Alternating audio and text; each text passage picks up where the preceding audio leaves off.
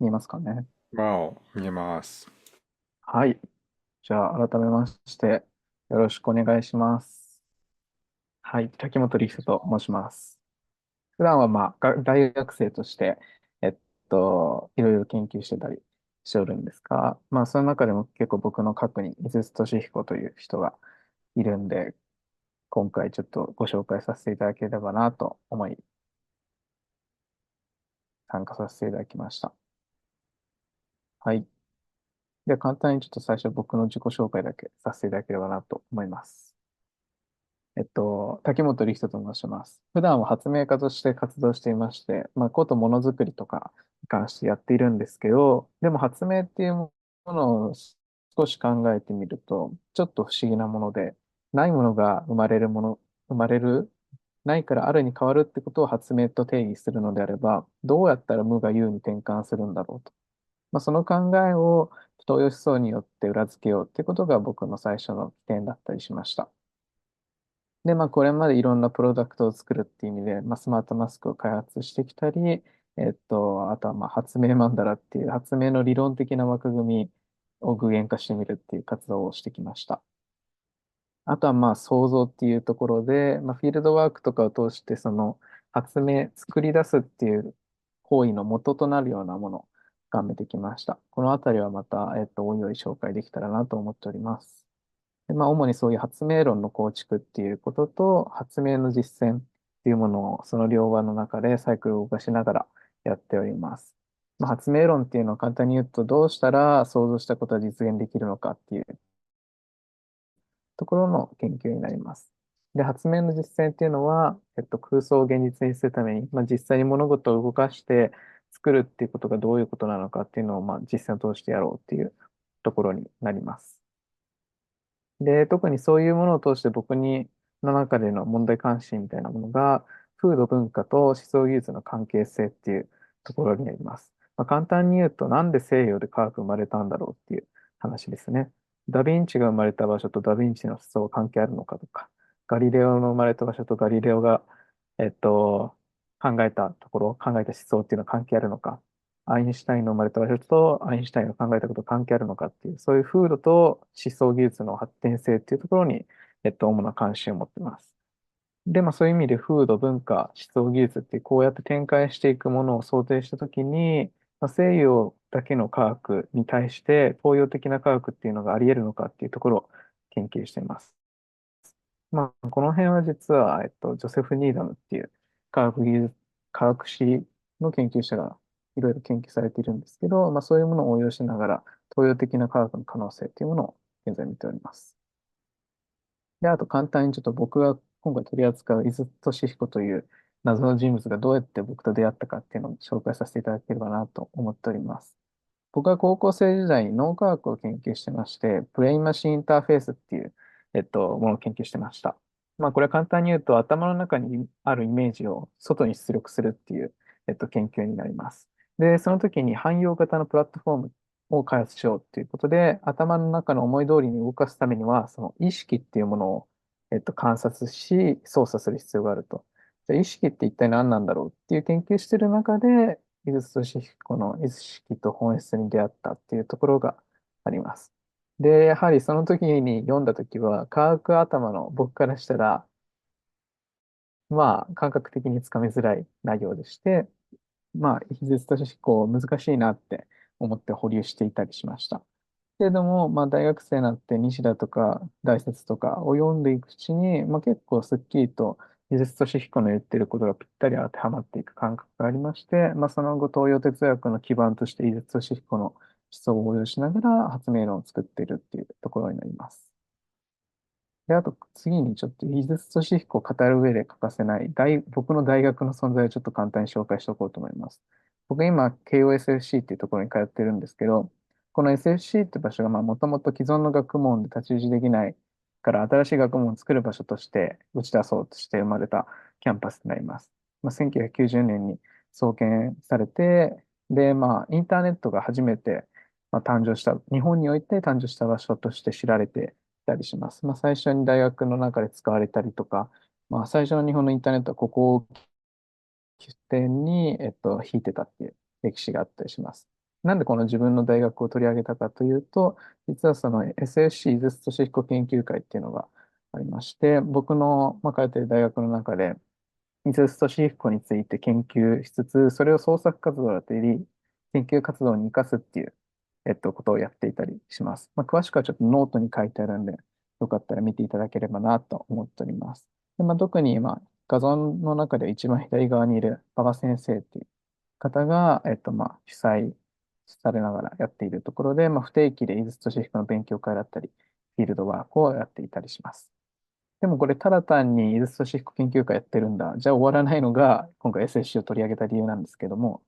そうですね。ちょっと教員の発表は、後ほど動画で時間があれば紹介できたらなと思います。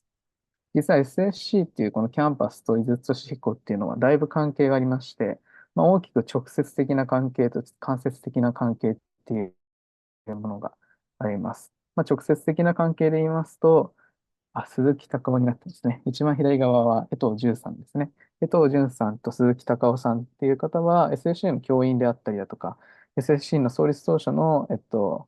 企画者であったりするんですけども、この二人は井筒俊彦と直接的な接点があったりします。江藤淳さんは、小林秀夫に並ぶほどの評価でありますけども、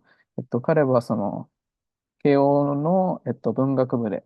井筒俊彦が授業をやってる時に受けてた受講生の一人で、その後、井筒のロシア的人間っていう本を復刊させるに至りました。で、鈴木隆夫さんは、井筒俊彦の一番弟子になります。で、SFC って外国語教育が少し特殊なんですけど、その外国語教育の企画を作ったのがその鈴木隆夫さんなんですよね。で、鈴木隆夫さんは自分自身がの90%は井筒俊彦でできてるって言ってるぐらいなんです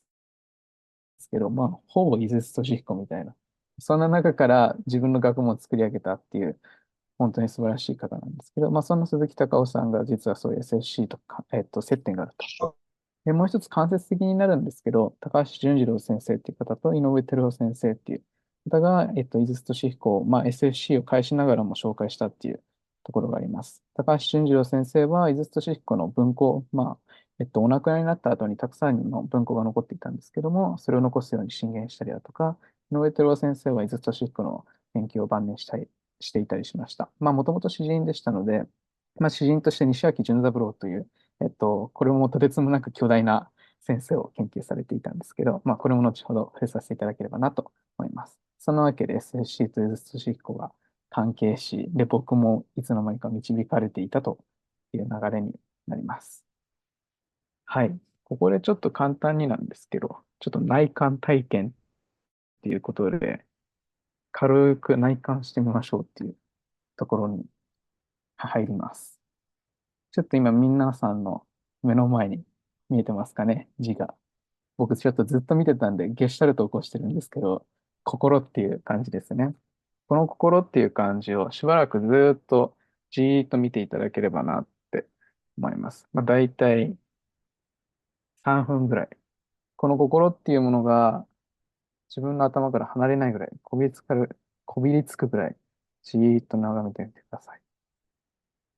3分経ったらまたお声掛けさせていただきます。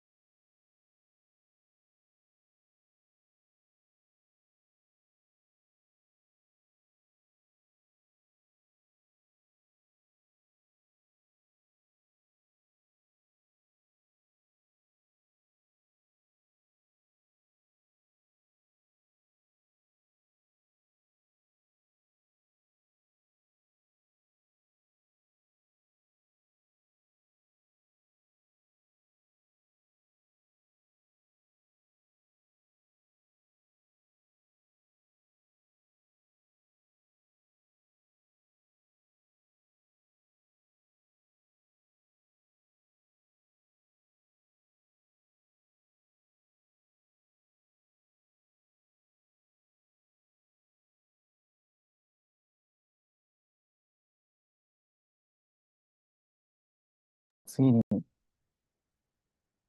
いしょ。今、心っていう字をずっと見ていたと思うんですけど、次は自分の心の中、自分のインナーの方に心っていうものを描いて、心の中にある心っていう字を見てください。紙面にある心、もう今見えないですけど、そうではなくて自分の中にある心っていう字を思い浮かべて、そちらを見てみてください。また3分測って時間になったらお声掛けします。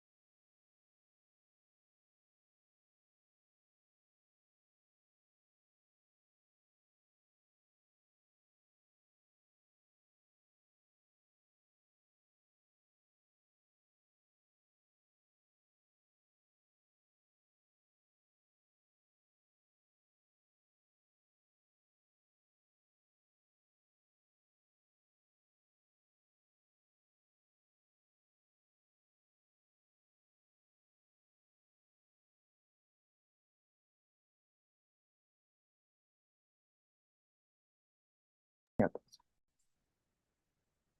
今ちょうどやったのが、この市場に書かれた文字ではなく、何時の真珠に書かれた文字を見よう。24時間の間、一瞬も休みなくそれを凝視して、遠慮の3の一点に集中せよということでした。ここからさらに突き進みます。汝の心中に書かれた文字をも余すところなく相当し尽くせ。心の文字ではなく、文字の背後に汝自身の生きる心を見よ。いいですか？今あった心という文字。文字の方に集中するんではなく、文字の背後にある汝自身の生きる心の方に集中してください。またちょっと3分かからせていただきます。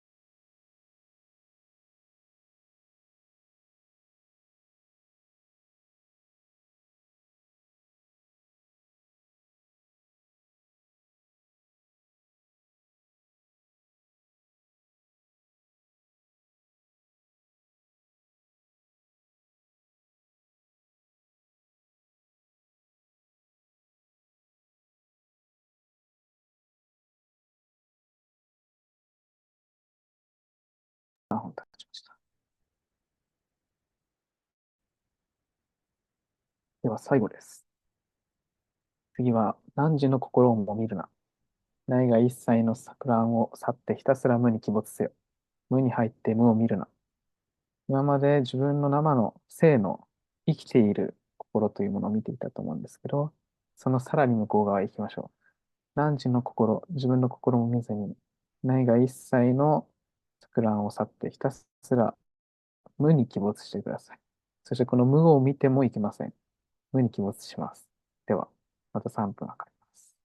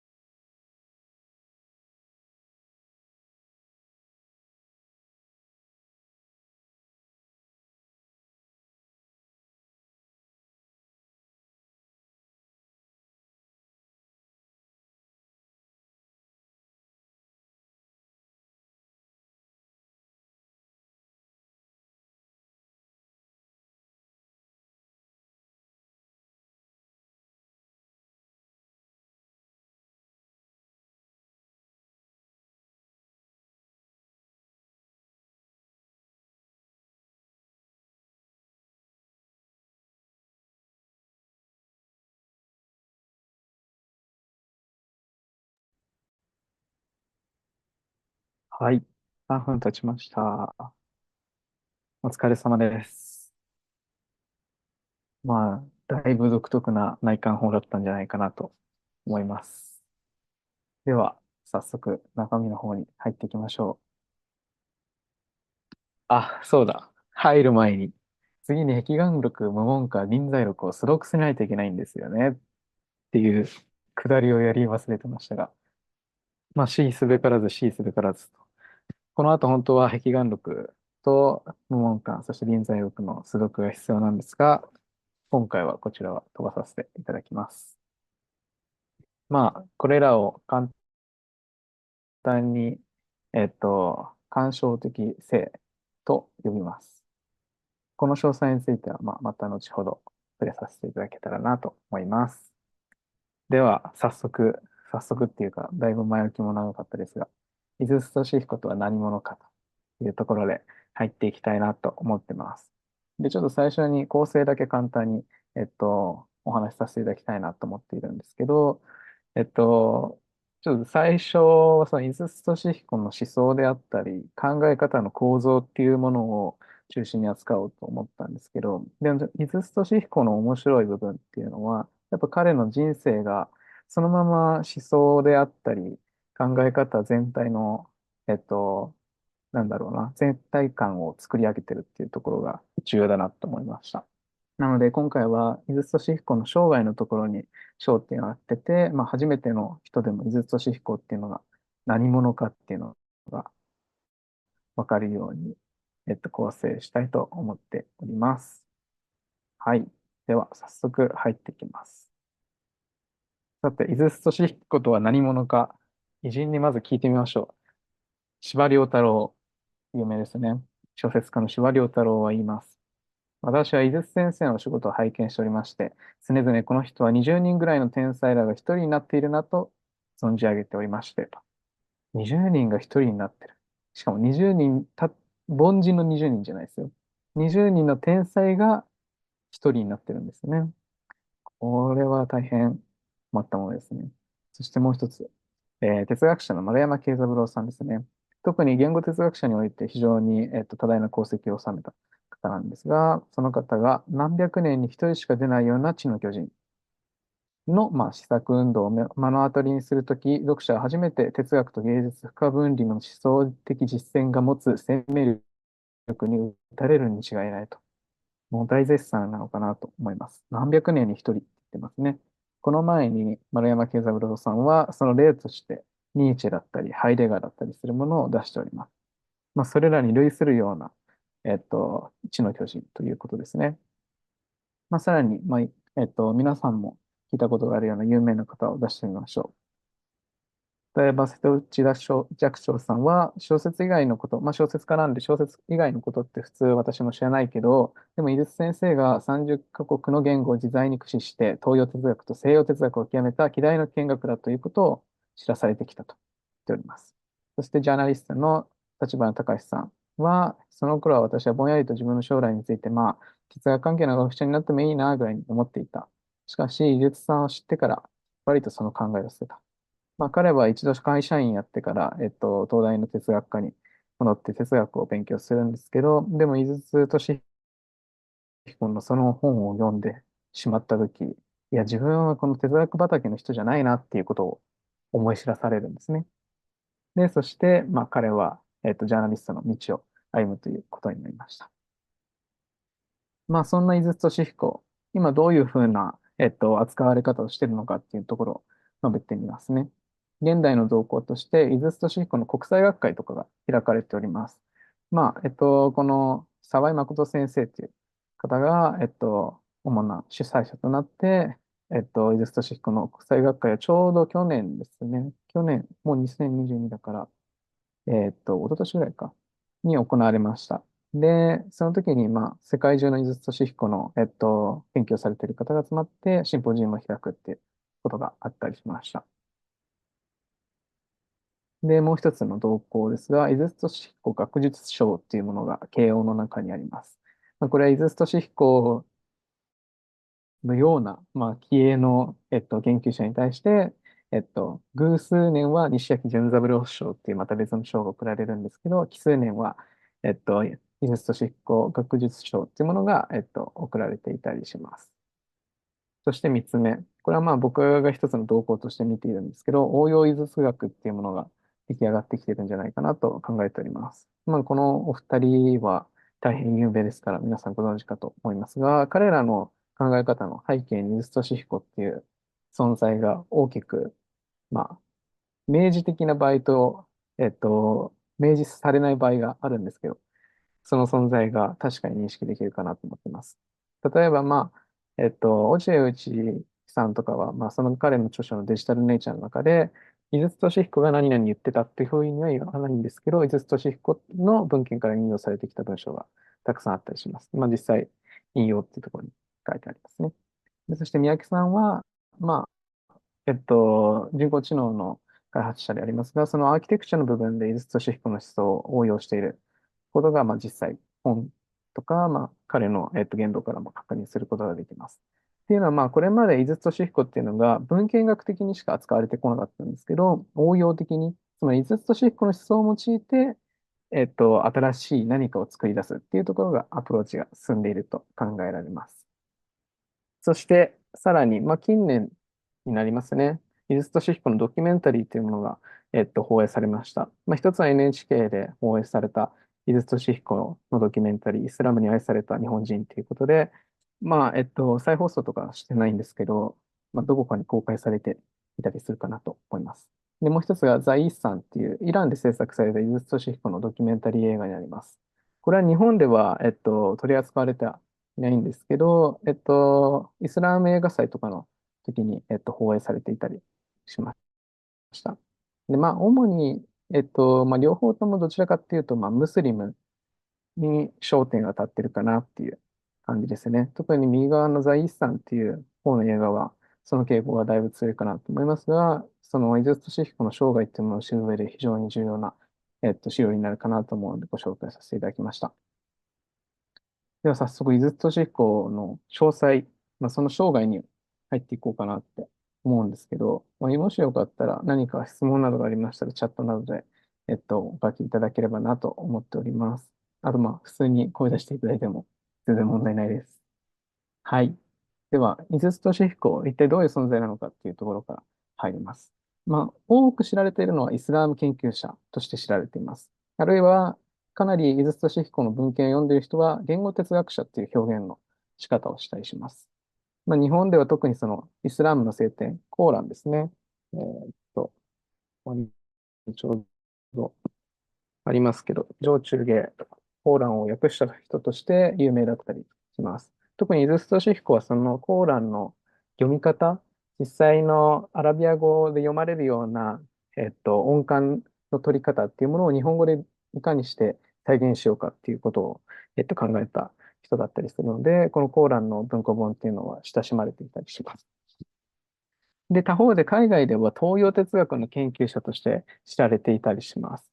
で、どういうものが知られているのって言ったら、今回扱われている禅仏教であったりだとか、中国のローソフ思想だったりだとか、で、もちろんイスラームとかも含めた広い意味での東洋哲学の研究者として知られています。で、主な専門は哲学的意味論っていう形で呼ばれていたりします。で、そうですね。この辺のメンバーとかさておいて、早速、その生涯を追ってみましょう。井筒俊彦の生まれは1914年になります。そのお父さんが慎太郎さんっていう方なんですけど、先ほど皆さんに知ってもらった内観法、その慎太郎さんが、独自に考案されたものになります。慎太郎さんは、新潟の出身だったので、ずっと禅に親しんできました。近くに曹洞宗の、本山の永平寺があるんで、そこに参禅して、禅の修行をしていました。っていうのも、もともと慎太郎さんは書道がすごい得意で、その書というものが筆から染み渡る、なんて言うんでしょう、その神秘性っていうものがどこか禅と重なるんじゃないかってところから禅に興味を持ち、参禅して、禅石、いわゆる、臨済録とか含めたものを読むようになりました。で、それらの修行法とかを、息子の、井筒俊彦さんに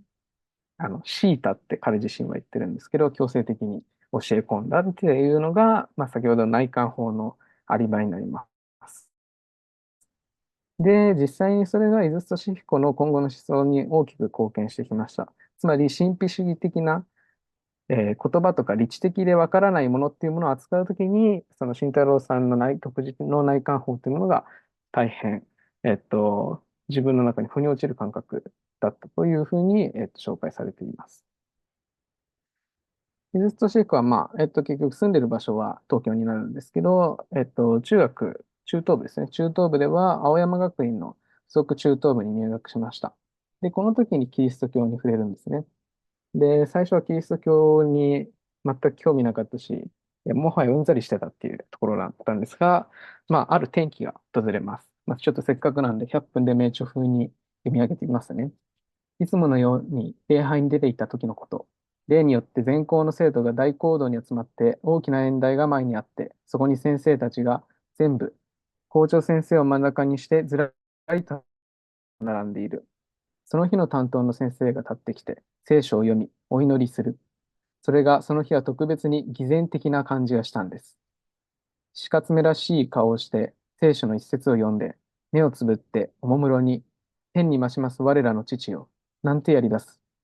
もう尺に触るというか、何とも言えない不快感に襲われて、とうとう胸が悪くなってきて吐いてしまったのです。ところが妙なことに、それをやってから礼拝嫌いがケロッとなってしまったんですね。それどころか、なかなか面白いものだ。なんて感じられるようにすらなってきたんですから不思議ですね。もともと井筒俊彦、キリスト教に対して特に何とも思ってなかった。むしろ煩わしいものだと思ってたんですね。で、やはり礼拝するときに毎回気分が悪くなったりする。なんであんなに仰々しいんだとか、そういうふうに思っていたんですが、ある日とうとう報道の前で吐いてしまいました。吐いたらびっくり。すっきり腑に落ちたっていうのが、井筒俊彦が語ってたキリスト教への最初の経験になります。イズストシヒコにとってこれは非常に重要だったっていうふうに語られています。っていうのは、イズストシヒコがイスラームにどうして接近したのかっていう、その第一の段階がここにあったわけですね。つまり遠回りにはなるかもしれないんですけど、キリスト教に触れることによってヘブライ語、つまり旧約、新約、聖書の方に関心が向き、で、結局、旧約含めて、すべてはイスラムの方にもつながる、ユダヤにもつながる、一つの大きな聖典になりますので、そこからキリストシヒコの、大きな転換点を迎えることになりました。そして次、この中東部時代のお話になります。語学海岸ということで、キリストシヒコはなんで言語に興味を持ったかっていうことが語られるお話になります。こちらもちょっとささっと私が、朗読させていただこうかなと思います。重要な部分だけですね。中学2年生の頃の話だったっていうふうに語られます。自分は劣等生だったんだけど、勉強ほど嫌いなものねえよ、みたいなことを、井筒俊彦が言うわけですね。そこから始まります。教室の中では、英文法の授業の最中で、大学出たての若い先生が熱心に何やら喋っていたけれど、その言葉は私の耳に入ってはいなかった。ふと我に返った。井筒、井筒。先生の声が呼んでいた。どこを見ている？さあ、訳してごらん。見上げると黒板に There is an apple on the table と書いてある。なんだ、これくらいなら僕にだって。テーブルの上にリンゴがあります。うん。それじゃこれはと言って先生は There are apples on the table と書いた。テーブルの上にリンゴがあります。へえ。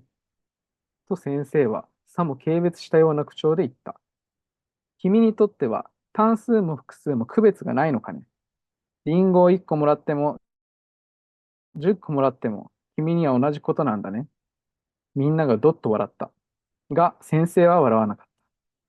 厳粛な、そしてどこか悲しそうな真顔で先生は言った。いいかね、もう二度と説明しないよ。名詞が単数の時は一つのリンゴ。複数になるといくつかのリンゴ。君みたいにこの区別を曖昧にして訳してはダメなんだ。その瞬間はさして重要な問題とも思わなかった。だが、なんとなく心に引っかかるものがあった。青山の学校から四谷の家に帰る途中、新陳電車の中で不意にこの問題が心に戻ってきた。単数と複数、両方とも私はごく自然にテーブルの上にリンゴがありますと訳した。確かに普通の日本語ならそれでいいのだ。一つのリンゴが、いくつかのリンゴが、などと我々は普通言わない。特別の必要がない限り、単数も複数も区別しない。強いて区別して喋ろうとすると、かえって居心地なくなってしまう。だが英語では、ものがあれば必ずそれが一つなのか、一つ以上なのかをまず意識しなくては喋れない。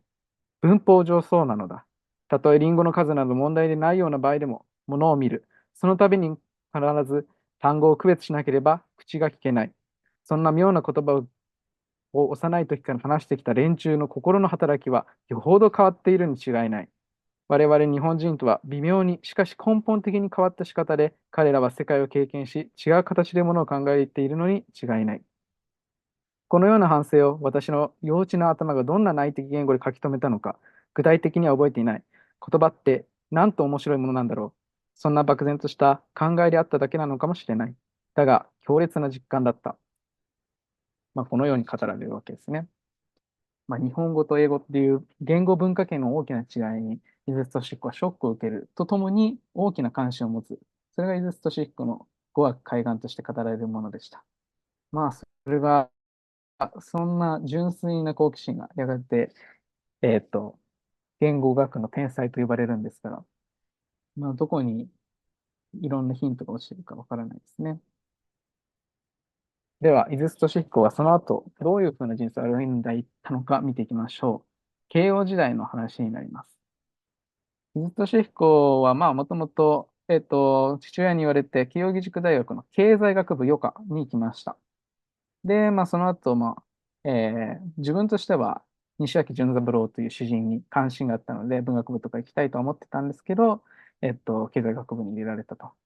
で、その後に、本当は、京大に行こうとしたんですね。で、京大って確かに合格したんですけど、書類不備で行けることが叶わなかった。ここがまた面白いんですよね。そんな井筒彦は、そのまま慶応に進むんですが、その時に出会ったのが池田弥三郎さんと加藤森夫さん。それらの親友とともに、もう分転しちゃおうっていうことを思いました。両方ともそれぞれ憧れる先生がいたんですね。井筒俊彦は詩人の西脇潤三郎という先生に憧れていて、池田弥三郎さんと加藤森夫さんは民族学者の折口忍さんという方に憧れていました。で、この池田弥三郎さんは特に有名な方ですね。もちろん折口忍の研究者としても有名なんですけど、慶応義塾大学の塾長もやっていた方で、結構最近まで、えっと、池田さん知ってるみたいな先生は意外と高齢の先生だと言ったりします。はい。で、当時の慶応の代表格っていうと、西脇潤三郎か折口忍っていうところが大きく強くありました。で、それぞれ自分の好きな先生のところに、分転したけども、同じ道は行かず、井筒は西脇潤三郎の方へ行き、で、井筒自身はそれは生涯ただ一人の我が師でしたというふうに語っております。で、この折口忍と西脇潤三郎っていう人を触れておく必要があるなと私は思うんですが、この二人を皆さんはご存知ですかね。折口忍は結構ご存知の方が多いんじゃないかなって思ったりします。日本の民族学の礎を築いた一人かなって思います。多くは柳田国男っていう方がいらっしゃるんですけど、その人が日本の民族学、東洋物語っていうものが有名ですね。を、切り開いて、で、その皇帝だったのがこの折口忍という方です。で、この折口忍の民族学っていうのはかなり独創的でして、有名な概念にまれびとであったり、翁っていうものがあったりするんですが、今までの見方では見れなかった、民族学がもう一転するような大きな研究を成し遂げました。で、特に有名なのが古代研究と呼ばれているもので、万葉集の研究であったり、文学の研究をしていたりしました。ちなみにこの古代研究でいう古代っていうのは、なんか単に昔縄文時代とかそういう話ではありません。古代っていうのは文字がなかった時代のことを指しています。だから文学の発生とかっていう言葉になるんですね。で、そんな折口忍ともう一人が西脇潤三郎という方です。この人は、なかなか知る機会も少ないのかなと思います。ダダイズムとかシュルレアリスムって言われる、少しシュルレアリスムっていうのは、シュールの語源になった言葉ですけど、かなり独特な、芸術表現に語られるようなものになってます。その部類の詩人になります。で、一番なぜこの人が有名なのかっていうと、ノーベル文学賞の候補に選出されてるから、日本では少し知名度があったりします。で、彼自身はオックスフォード大学に、留学されてまして、そこですごい熱烈な恋愛をしたわけなんですけども、その中で培ってきた感性みたいなものが彼の詩的表現に生かされていたりします。で、英語詩を最初やっていたんですけど、さらに突き進んでっていうか、遡ってですね、ラテン詩っていうものを深めて、帰国後は独自の詩論っていうものを慶応で、展開した方になります。で、実はこの二人、もう地の巨人だけあって、しっかり足跡も残してます。巨人の足跡ってことなんですけど、慶應義塾大学に行ってみると、実際彼らの足跡が見れます。例えば、折口忍であれば、先ほどの井筒の親友である池田弥三郎さんが、折口忍が感染を寄せていたタブの木っていうものを、慶応入って左側の方に実際植えていたりします。で、その左側から右側を見てみると、謎の、なんだろうな、立ってる塔があるんですけど、これが実は西焼潤三郎と出会った飯田さん、美術家、彫刻家ですね、が、西焼潤三郎と出会ったこの地のためにって思って設置した彫刻になります。巨人だけあって、慶應義塾大学と呼ばれている、幻覚そうな場所にこれらが刺さっていったり、植えてあったりするっていうところが非常に興味深いところかなと思います。で、さらに、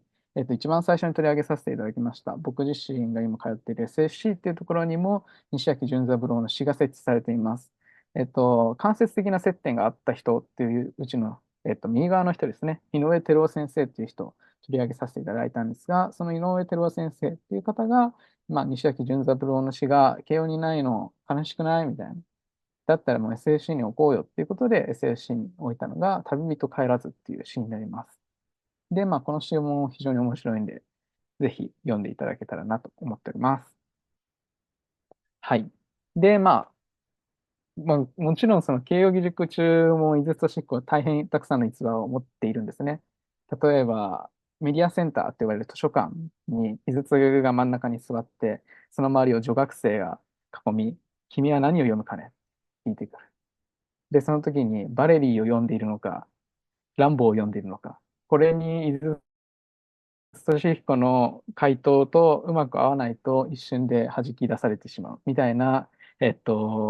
面白いエピソードがたくさんあるんですが、それらを一旦飛ばして次に進みたいと思います。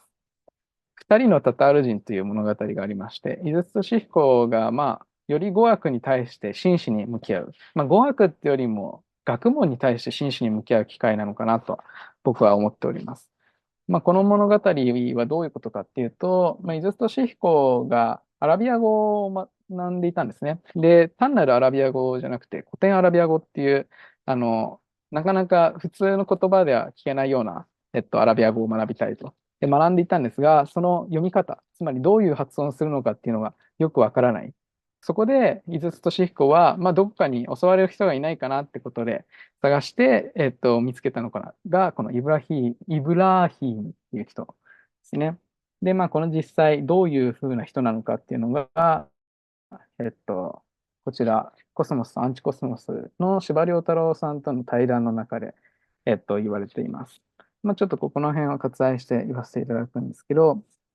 もともとそういう古典アラビア語を学びたいなって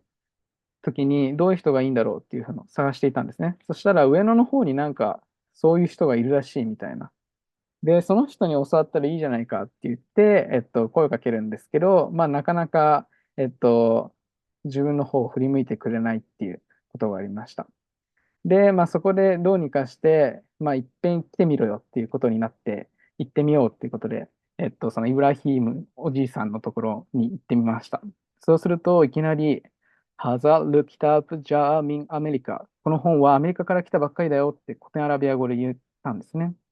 そしたら、人の顔をじーっと見つめて、それがまた黒豆を2つポンポンとはめ込んだような目なんですね。おっかないんですよ。それで、アファンフィタンわかるかねと言うんです。わかるかねどころの騒ぎじゃない。こっちは生まれて初めて憧れの古典アラビア語を生の音で生きた口から聞いたから感激そのもの、嬉しくて大変だった。井筒俊彦はそのように語っております。そしたら相手にその感激が伝わったらしく、お前は見どころがある。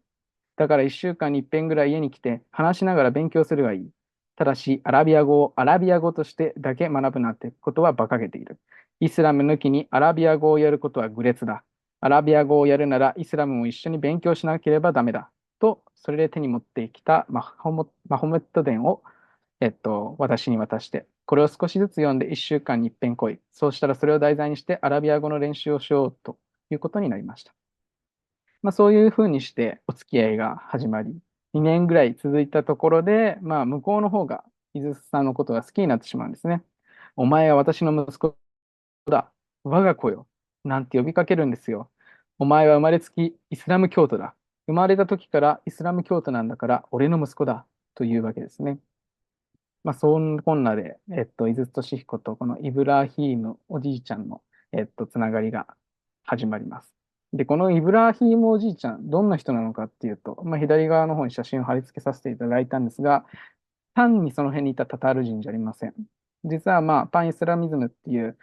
当時ロシア革命が始まりまして、イスラムの方の復権運動っていうものが行われました。で、その復権運動の中で日本の力を借りようっていうことで、日本の方に来たタタール人の一人であり、遠山満っていう、アジア主義の中で非常に有名な方なんですが、その人と討議していたところに、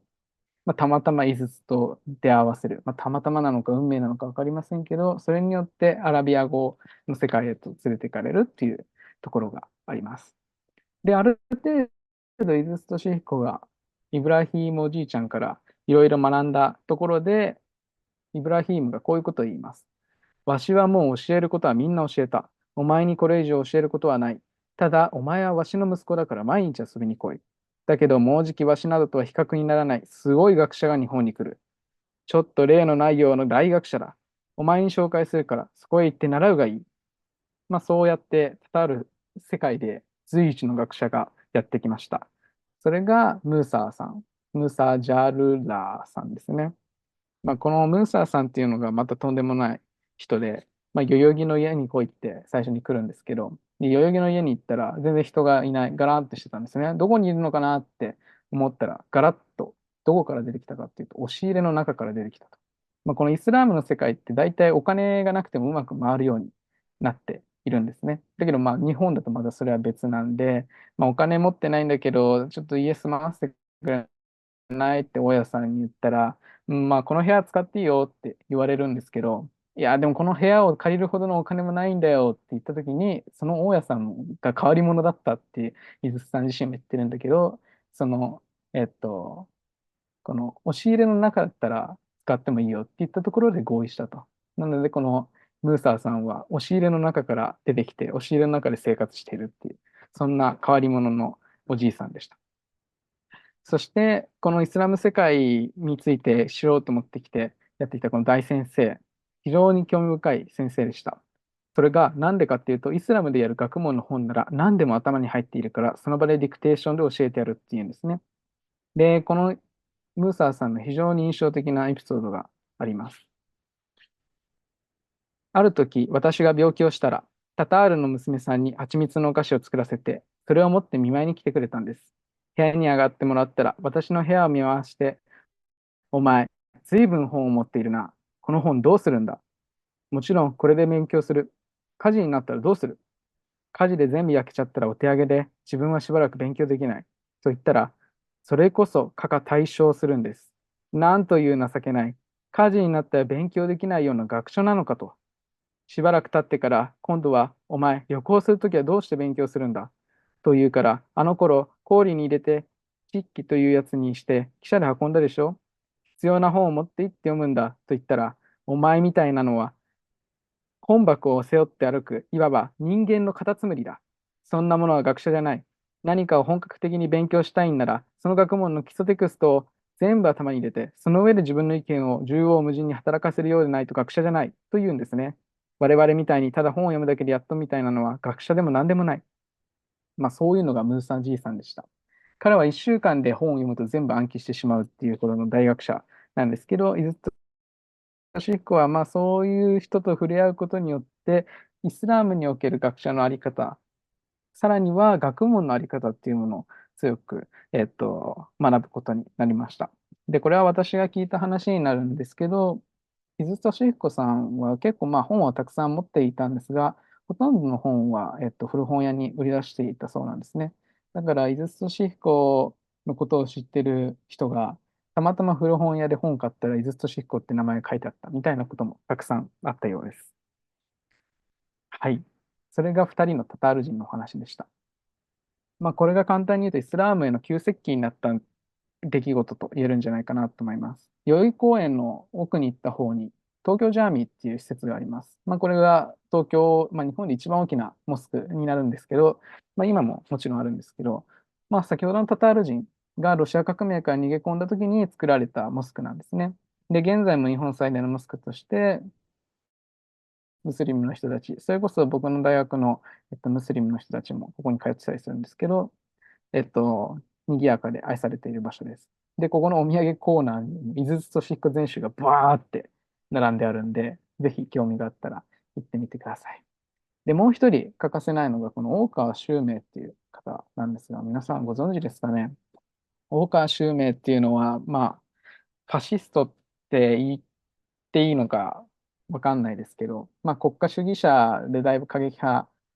の人になります。いわゆる大東亜共栄圏を含めた東アジア主義っていうものを推し進めてきた人なんですが、実は井筒俊彦はその方と接点がありました。井筒俊彦に、戦時中ですね、大川主明が満鉄東亜経済調査局っていう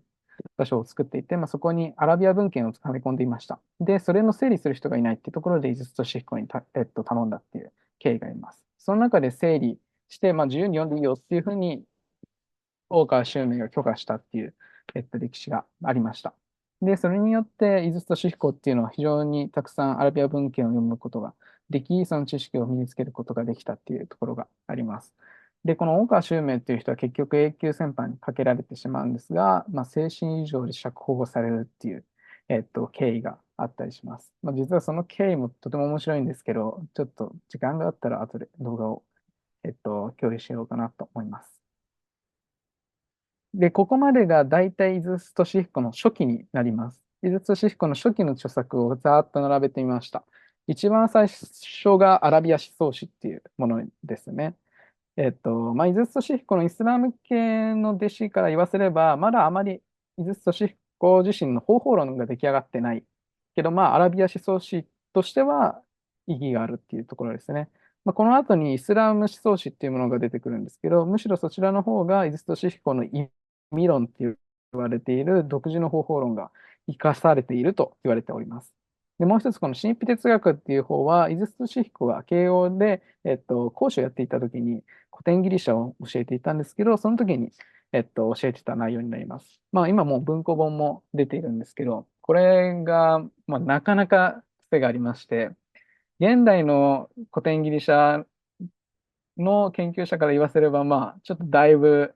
突拍子もないかもしれないみたいなことは言われるんですけども、彼の心の中っていうか、学問の核心の中にあった神秘的なものが哲学的な理知的なものと共存し得るってことを明らかにした本として知られています。皆さん禅をやっているからこそ知られていると思うんですけど、普通考えちゃいけないんですよね。無分節って言われていたりだとか、死するなって言われているように考えてはいけない。だけど、その考えてはいけないっていう経験のもとの上に、古代ギリシャの哲学っていうものは出来上がっているっていう。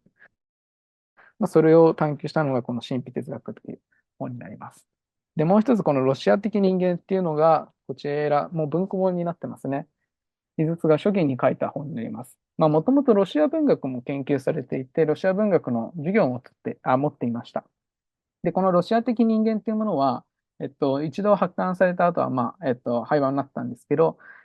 一番最初に紹介させていただきました、SFC と直接的接点があった左側の人、江藤淳と呼ばれている、小林秀夫と並ぶ批評家の人が、この本に非常に感銘を受けたと。だから復刊してほしいってことで復刊されたのが、このロシア的人間っていうものになります。で、なおかつ、今回、ここ2、3年ですよね。ウクライナ戦争が勃発した時も、また改めて復刊、ここに新版って書いてありますけど、復刊されたのが、このロシア的人間っていう本でした。やはり1940年代、そんぐらい古い本ですよね。それが今となっても復刊され続けるっていうのは、どれだけイズストシヒコっていう人が、ロシアにおける普遍性っていうものを暴き出したかっていうところが特徴的なのかなって思います。っていうのは、当時やはり共産主義っていうものが強かったものなんで、ロシア的人間っていうと大体共産主義か、ソ連についての記述しか期待されてなかったんですね。だけど、イズツシか別に、彼自身の政治信条はよくわからないところがあるんですけど、ロシア的人間の中で取り上げたのは、ロシア文学における、ロシア的なもの、むしろそういうものが政治という舞台に出来上がってきてるんだっていう、そのロシアにおける真相部分を解き明かしたのがこのロシア的人間というものになります。はい。それが主な著作で、実はその後に、Language and Magic っていう英文著作が出ます。この英文著作が非常に、好評でして、もともと言語学概論という授業を持っていたんですが、これが西脇淳三郎って巨人の右側のノーベル文学賞を取った、候補に上がってた方ですね。が持ってた言語学概論っていうものを引き継いで、井筒俊彦がやっていました。で、この井筒俊彦がやってた言語学概論を、さらに膨らませて英訳したのが Language and Magic っていうものになります。で、井筒俊彦は、えっと、その言語学概論の中で、かなり、独創的な言語学を、講じていまして、やっぱ当時でまだ有名ではなかったサルトルであったりだとか、そういう、言語学者含め、哲学者、言語学者限らず取り扱ってたっていうところが特徴になっています。しかし、この言語学概論の方、授業で実際に扱っていたものは本にはされていません。研究者だけ閲覧できる、専用の研究所があるんですけど、僕も実際その研究活動の一環で見てみたんですけど、メモ書きなんで全体像はまだ分かんなかったんですけど、だいぶディープだなっていうところがありました。っていうのは、言語学概論なのに、アインシュタインとかの話が出てくるわけですよね。イズストシヒコが扱ったアインシュタイン論って何だとか、レオナルド・ダ・ヴィンチとか出てくるんですけど、もちろんポール・バレリーっていう詩人を経由してなんですが、なかなか個性的な言語学概論っていうものが展開されていて、今後はそういうものが一つ集約して本になることが期待できるんじゃないかなと思っております。で、もう一つ、この The Structure of Ethical Terms in the Colon っていう、意味の構造と呼ばれている、英文著作も出ます。これはクルアンにおける、ターム、専門用語っていうものの構造を明らかにしたものになるんですけど、このあたりからかなりクルアンにおける美術とシヒコの位置づけっていうのが大きくなってくるっていう背景があったりします。はい。では、ここから多分第2期になると思います。美術とシヒコがロックフェラー財団の奨学金で2年留学に行きます。あれだけ語学が堪能だった井筒俊彦は、実は海外に一度も行ったことがありませんでした。このロックフェラー財団の奨学金でようやく2年間留学することになるんですね。で、どういう経緯でなったかっていうと、カリフォルニア大学から、カプラン教授っていう方が来ました。その方が、ロックフェラー財団のフェローで、インドから日本に来て、めっちゃ井筒面白いじゃんってことで、財団に推薦しました。で、財団の方から、2人の、えっと、なんていうのか、スタッフの方が日本に来て、井筒と面接を行って、で、OK ってことで、2年間の研究旅行と研究費を受けることになります。井筒さんの奥さんの井筒豊子さんも実際、10回してますけど、すごい大変手厚い待遇だったと言っておりました。研究費だけだったりだとか、研究旅行だけだった場合もあると思うんですけど、両方とも上げちゃう。しかも、もちろん、いろんなつてもあってだと思うんですけど、例えばテヘラン着いた時にVIP 対応されていたりだとか、それだけ手厚い対応っていうものがロックフェラー財団によって行われるんですね。で、その後っていうよりも、この中をちょっと詳しく話した方がいいんですけど、この時に非常に注目すべきなのは、このローマン・ヤコブソンっていう人ですね。この人が言語哲学者、言語学者、どっちでもいいんですけど、この領域においては非常に重要な方で、言語学やってる人多分誰も、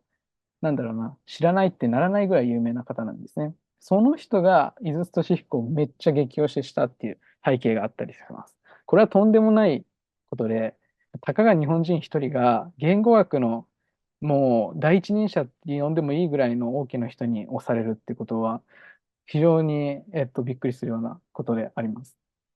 で、それが一つ特筆すべきことと、もう一つが、キャントビル・スミスさんっていう方で、この方は、カナダのマギル大の方の世界宗教研究所っていう方に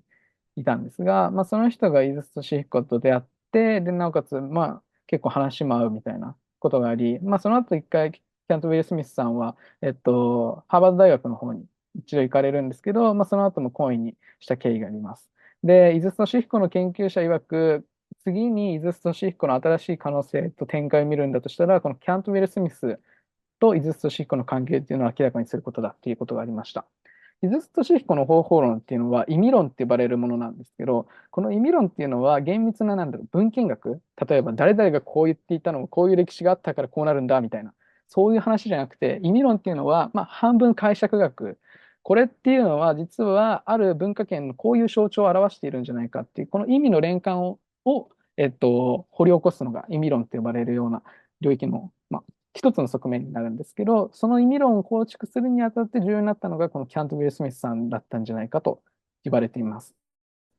で、実際、このキャント・ウィル・スミスさんは比較宗教学の権威でして、日本ではあまり紹介されていないんですけど、アメリカではかなり有名な大御所の方だったりします。はい。で、左上、カナダのマギル大ですね。で、それと同時にもう一つ、井筒はそういう大きな勢力に見舞われていくことになります。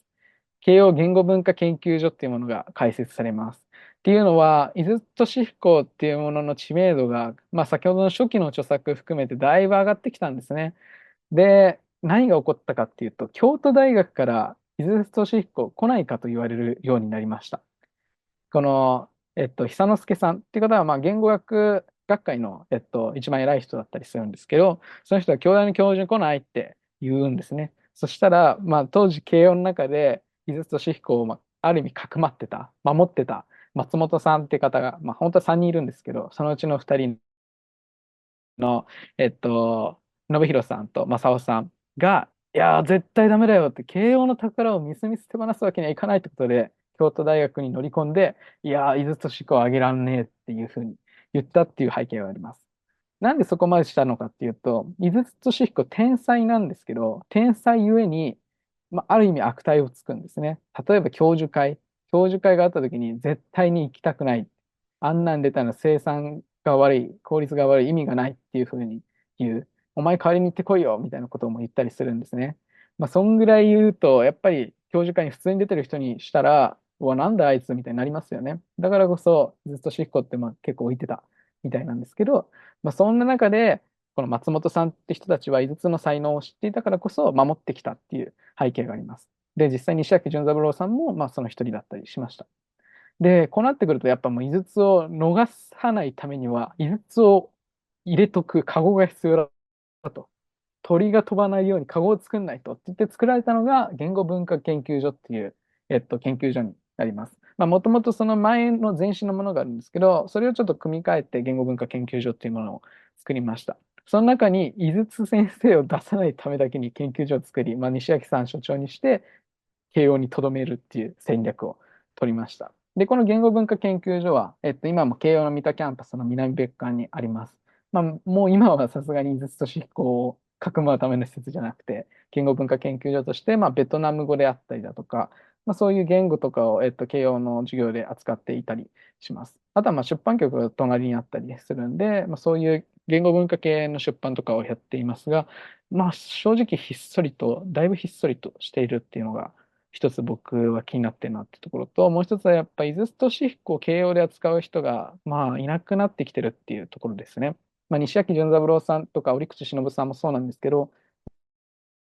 折口忍さんももう慶応には研究者がいないってことで、彼の全著作はもともと慶応にあったんですけど、全部国学院大学に移し、国学院で研究されるようになったっていう背景があったりします。で、西脇潤三郎も、西脇潤三郎文庫があったんですけど、もう慶応で管理できないってことで、分散されて、他の大学に行くっていう形になりました。でも、西脇潤三郎の研究者は、最近は結構盛り上がってきていて、アートセンターっていう方で、美学的な観点から、西脇潤三郎を見直そうっていうことで、研究自体は最近多く続いていたりします。その過程で、井筒俊彦とか扱われていたりするんで、ぜひ、西脇潤三郎アートセンターと調べてみてください。はい。そんなカゴを作ったんですが、後ほど、井筒はカナダのマギル大に引き抜かれてしまうことになります。そして出てきました。エラノス会議ですね。僕はこれが一番大好きなんですけど、この会議がとてつもないんですね。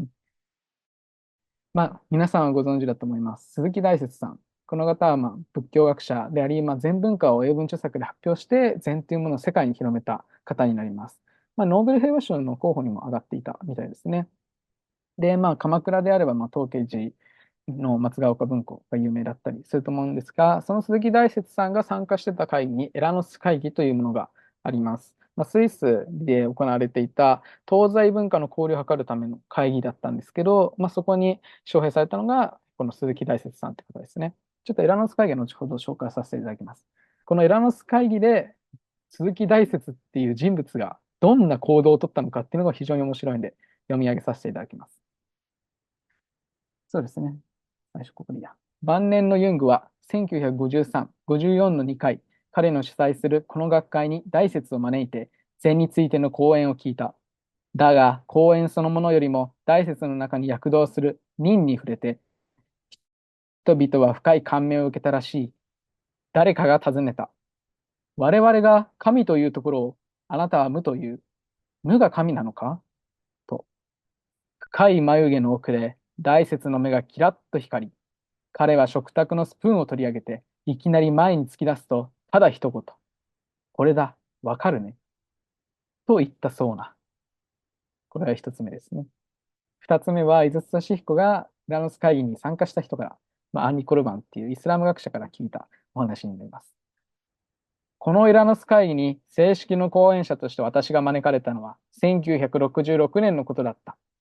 たまたまそれに先立つ年、日本人としては最初の講演者として鈴木大拙沖縄が2年連続で禅の話をされ、禅及び東洋宗教思想一般に対する関心は聴衆の間に嫌が上にも深まっていた。鈴木大拙の口真似で意味もわからずに、空は青いの、The sky is blue とつぶやいたり、いきなり他人の目の前で拳を突き出して、これだと叫んだりする者もいた。みんなそれなりに楽しそうだった。すごいですね。鈴木大拙の影響力。この禅の無意味さっていうものがどこか人々にとってはむしろおかしく見える、面白く見える。深淵そうだからこそこういうふうに楽しく遊んでみる。でもむしろそれがむしろ禅で遊ぶっていう湯気三昧なんて言われたりしますけど、その相方の一つの形態かもしれませんね。鈴木大拙が参加した後に、お亡くなりになってしまうんですけど、大拙自身が。そこで主催者のこのルードルフ・リッツマっていう方が、井筒俊彦に要請しました。大拙の後継者として、なんかこの鈴木大拙が言ってた意味ありげのことを解説してくれないみたいな。それで選ばれたのが井筒俊彦だったんですね。で、エラノス会議っていうものをここで紹介させていただきたいなと思います。そのオルガ・フレーベ・カプテインっていう女子がいたんですけど、この写真の左側の女の方ですね、が1933年に作りました。で、資産家の娘だったんですけど、このアスコーナって呼ばれるスイスの、湖にお家を父親の遺産で持ってて、で、彼女自身も、その絵も引用すべきでしたね。彼女自身もすごい、えっと、深層心理的な、絵を描くんですが、そういうところに興味があったからこそ、何か、ルドルフ・オットーっていう大変有名な宗教学者と一緒に何かこういう関連で大きな、イベントできないかなみたいな相談をしたところ、さらに、スイスに住んでいたカール・グスタフ・ユングっていう深層心理学者の方と加わって、このエラノスっていう、会議が始まるようになりました。エラノスっていうのは会食っていうのを意味していて、右下の写真ですね。みんなで円卓を囲んでご飯食べながらいろいろ話し合うと。そういう場所として、僕が思うようにプラトンの教園って呼ばれているものに近いんじゃないかなと思っております。で、この深層心理学者のカール・グスタフ・ユング、ご存じない方のために軽くご紹介させていただくと、いわゆる僕らは深層心理だっていう言葉を日常的に使うようになってきたと思うんですが、この深層心理っていうものを最初に暴き出したのが、フロイトという方とユングという方になります。この大きな二大派閥、アドラーって方も入れて三大派閥になる時もあるんですけど、フロイトとユングにおいて、このユング派って呼ばれている人たちがいるんですが、彼らは特にイメージ、象徴というものを用いて、精神分析を試みたりします。なので、宗教学だったり神話学っていうものに非常に相性がいいんですね。宗教的な何かアイコンというものがどういうふうに精神に影響を及ぼしているんだろうっていうものを研究していたりします。それがカール・グスタフ・ユングっていう方になります。でもう一つ、ルードルフ・オットっていう方も軽くご紹介させていただきますと、ヌミノーゼっていう、宗教学における一つの言葉であったり、あと聖なるもの、俗なるものっていうものの区別をよりはっきりさせた方かなと思っております。例えば何か宗教って何なのって聞かれたとき、なんて答えますか？その時に簡単な方法として聖なるものと俗なるものという区別があり得るんじゃないかなと思います。もともとこれは社会学の用語から来ているんですが、ルドルフ・オットは特に宗教学を中心としてそれを組み立てた方という認識であります。はい。それがエラノス会議の全容になります。ここで簡単に井筒さんの文章も読み上げていこうかなと思っています。毎年8月末になると、志を同じくする約10人の学者、思想家が、その多くは婦人同伴で集まってきて、湖面を眼下に見張るかす大地に据えられた丸い大きな石の食卓、それをエラノスでは円卓、テーブルラウンドと呼んでいた。を中心に10日間寝食を共にし、その期間中にそれぞれが自分の専門領域で別々に用意してきた研究や施策の成果を特別の会場で披歴する。話の内容はその年その年の共通テーマの範囲をあまり逸脱しない限り絶対自由。講演会場は円卓のある家と同じ並びの湖水の岸辺にあり、聴衆を岸に打ち寄せる波の音をバキューム軸にして講演者の言葉に耳を傾ける。今、学問の差別化っていうよりも細分化が大変問題になっていると思うんですけど、この当時から異なる学問における地平融合、簡単に言えば学問の統合みたいなことが図られていたってことがよくわかるんじゃないかなって思います。またこの円卓っていうのが非常に、人々が対話する中でも重要なものになってくるかなって思います。で、10人の学者は発表するんですけど、それとは異なって、この周辺に住んでいる人たちが、聴衆として見に来るという、イベントになってます。で、この聴衆が面白くて、実はこのアスコーナって言われている場所、だいぶこのスイスの中でもディープでして、モンテベリタっていう山があります。これは真理の山っていう意味なんですが、このモンテベリタっていう場所に、いわゆるドイツであったり、そこら辺の神秘学者であったり人が集まってきたっていう歴史があります。例えば、ルドルフ・シュタイナーっていう方をご存知でしょうか。神知学って呼ばれている領域において非常に有名な方なんですが、そのシュタイナーが訪れていたっていうこともあったりだとか、ドイツの有名な、文学者であるヘルマン・ヘッセっていう方がそのモンテベリタを訪れていたりしました。その中でも、コロニーだったり、いろんなそういうヒッピーイズムのだいぶ前進的なものが集まってきた場所になっていたりします。ただそれだけじゃなくて、そこに住んでる人たちもだいぶ、ある意味変わっていまして、例えばハプスブルク家の末裔だったり、マリー・アントワネットの末裔だったりだとか、そんな人たちが住んでるわけですね。なので知識レベルが非常に高い。だから英語、フランス語、ドイツ語で講演するんですけど、もう全員それを難なく聞き取れるような場所がこのスイスのアスコーナっていう場所でした。で、どのような人が集まったのか。この左の写真は僕が書いているノートでちょっと扱っているものになるんですが、ちょっとここでこの名前出してもっていうところですよね。簡単に本を紹介させていただいたらなと思います。ルドフ・オットさんの本はちょっとパッと出てこないんですけど、さっき紹介した通りですね。で、ユングもさっき紹介した通りです。エリアールさん。この方も非常に宗教学においては有名で、日本だとこの世界宗教史っていうものがあったりします。全部で7巻、8巻ぐらいあるのかな。世界の宗教をすべて、記述するっていう、とんでもないことをやり遂げた人なんですね。特にこの人はインドのヨーガを、実際に経験した中で宗教学っていうのを膨らませた人なんですが、彼の方法論は現象学的宗教学って呼ばれていたりします。どういうことっていうと、これはまた解説するのは難しいですけど、現象学なんで、自分自身に即した形でっていうぐらいの意味合いで見てもいいかなって思ってます。なんだろうな。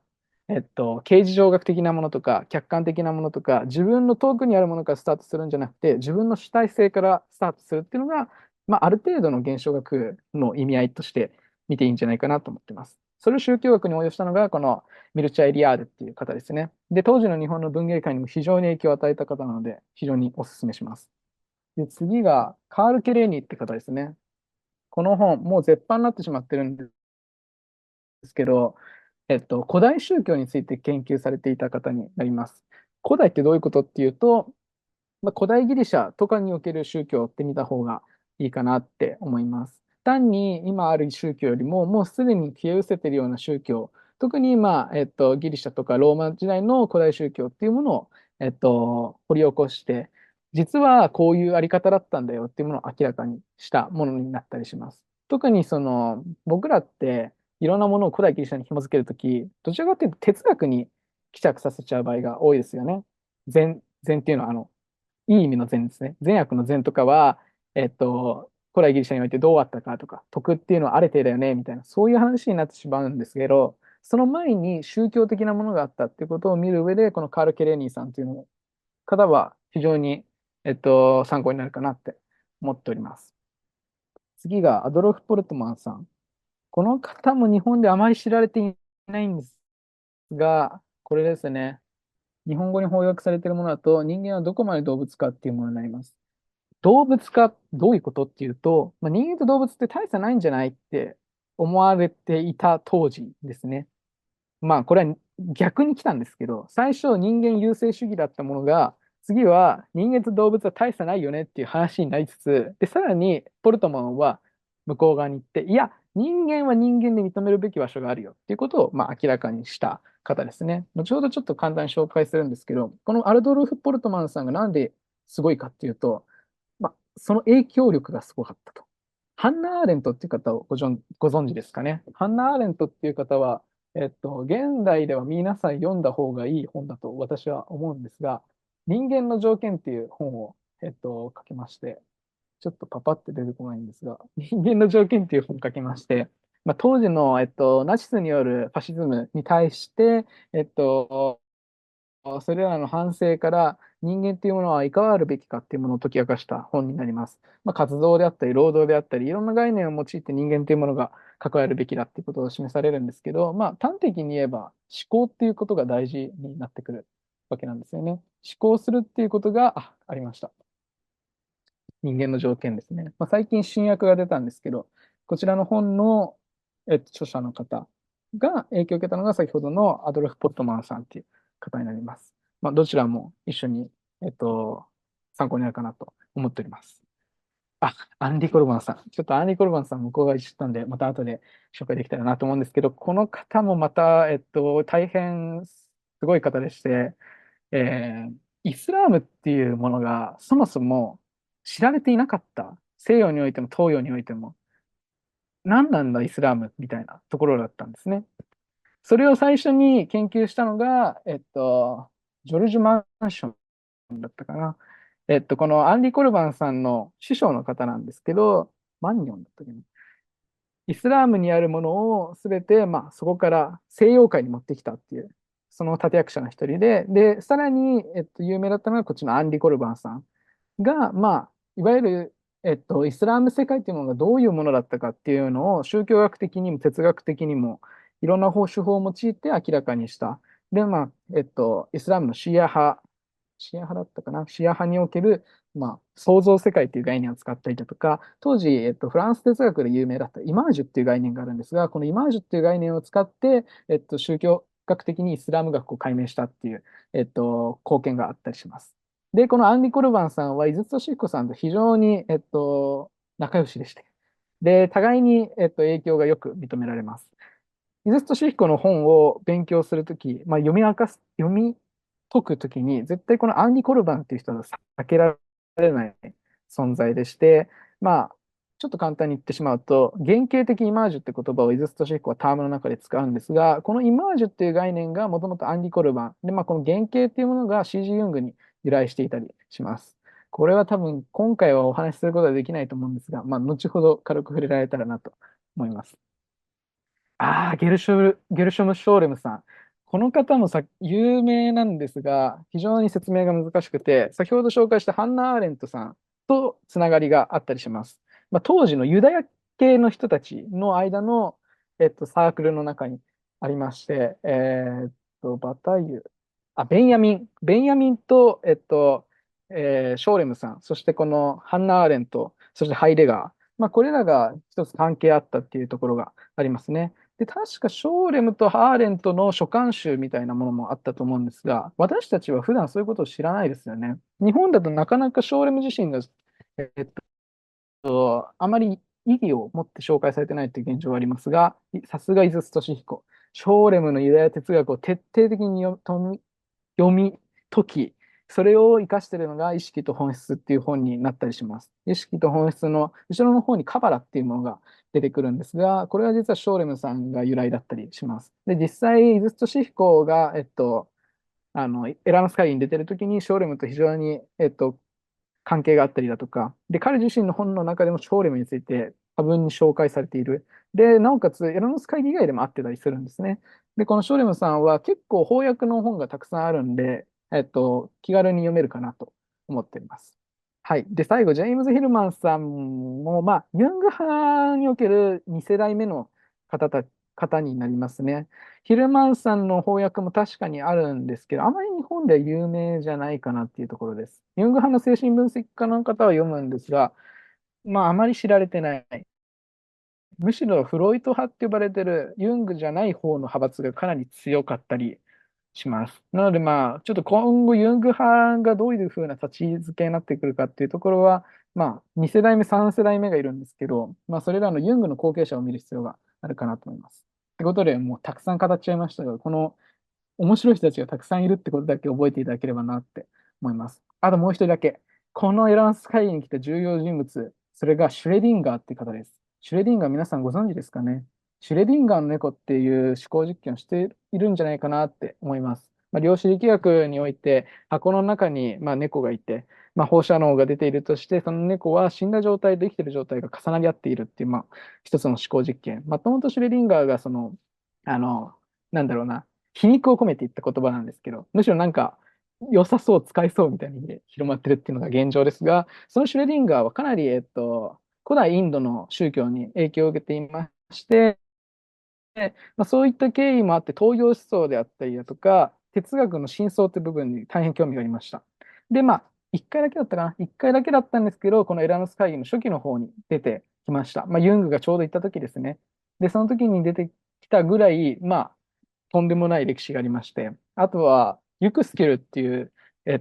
生物学者がいるんですが、この方も環世界っていう生物学における重要な概念を提唱した人になります。で、この人も実は関わっていまして、そのユクスキルの息子さんがイズストシヒコと同じぐらいの世代でエラノス会議に出ていたりします。これ掘るだけたくさん出てくるんで、ちょっともうこれ以上言うのは、時間の都合上、難しいかなって思うんですが、そんぐらい面白い場所だっていうところを、ご紹介できたらなと思います。はい。で、次が、エラノスマップですね。その前に先こっちを紹介させていただきたいなと思います。実は SSC イズストシック研究会はこのスイスのスコーナーでフィールドワークをしてきました。ちょうど2、3年前ぐらいですかね。エラノス会議が行われたこの湖に、まだそのエラノス会議の場所は残っていて、まだ現在財団が管理しているんですけど、そこにフィールドワーク、研究費を出していただいて、フィールドワークしてきました。で、イズストシヒコの資料とか、一部ちょっと残ってるみたいなものをかき集めて、エラノス会議っていうものがどういうふうに行われていたのかって、その時に誰がいたのかっていうのを全部マッピングするっていう作業をしたりしました。で、今、残念ながらエラノス会議って、ほぼ衰退してる状態なんですね。ちょっと先のページ行かせていただきますと、1988年にエラノス会議が終焉してしまいました。なんでかっていうと、ちょっともう一つ先行きます。内部分裂です。この精神的支柱が不在してしまったっていうのが大きな原因になります。先ほど言ったそのアドルフ・ポルトマンっていう人が、ユング亡き後、ルドルフ・オット亡き後に、エラノス会議を、取り仕切る人だったんですね。このアルドルフ・ポルトマンさんと、イズトシコを呼んだリッツマさんが、主な主催者だったんですけど、アドルフ・ポルトマンさんが亡くなってしまったんですね。で、その時にこのリッツマンさんは非常に液境、イーチェンに興味があったと。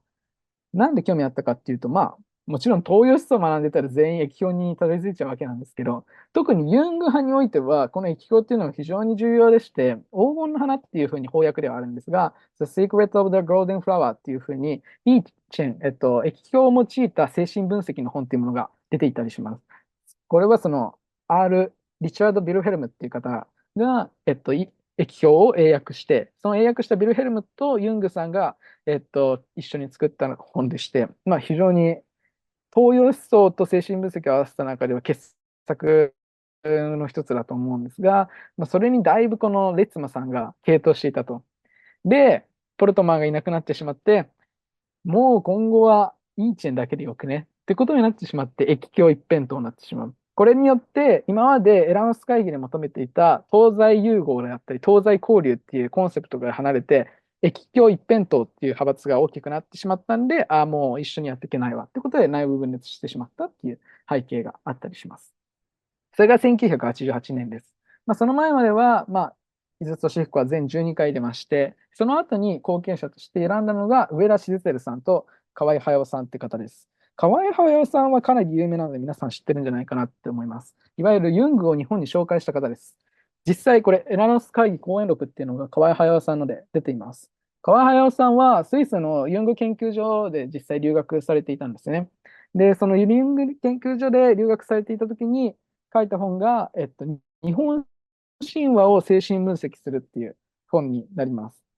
それだけで大変面白いんですけど、その前に、かなり日本において箱庭療法であったりだとか、精神分析とか深層心理ってこういうものだよっていうことを紹介したって意味で有名だったりしますね。この人の、日本の昔話の精神分析をお勧めします。で、もう一人の上田静輝さん。この方は多分禅が興味ある人は多くの方が知っているんじゃないかなって思います。でも多くは、ありました。西田喜太郎の解説者であったり、紹介者として有名なんじゃないかなって思います。上田静輝さんはもともとドイツの神秘主義が、専門でして、マイスター・エックハルトっていう、非常に有名な方がいるんですけど、たびたび鈴木大拙とか取り上げています。その方であったりだとか、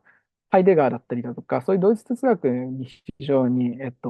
なんだろうな、研究熱心な方でした。で、あとは禅においても非常にたくさんありまして、有名なものだとこの、十遊図の本ですね。これは、柳田さんももちろん一緒に書いてるんですけど、上田静輝さんも一緒に書いていたりして、非常に研究書として面白い本かなって思います。で、これすごいちなみになんですけど、僕が一番最初のところで、臨済宗のお寺で修行してたっていう画像をちょっと出したと思うんですが、そこの実は住職さんが、老子の方が上田静輝門下の方なんですね。その人は、京都大学出身の方なんですけど、京都大学で上田静輝さん門下で研究されていて、その後、研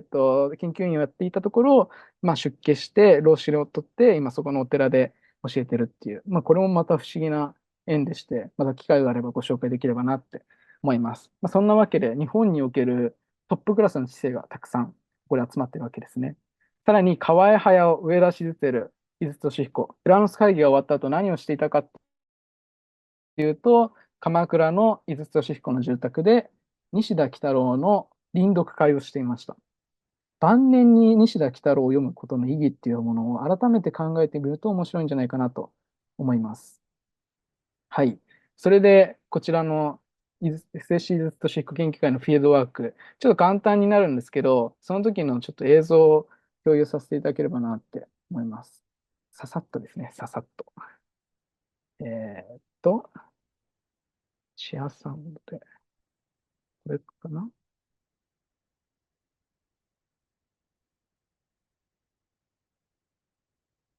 いしょ、見えてますね。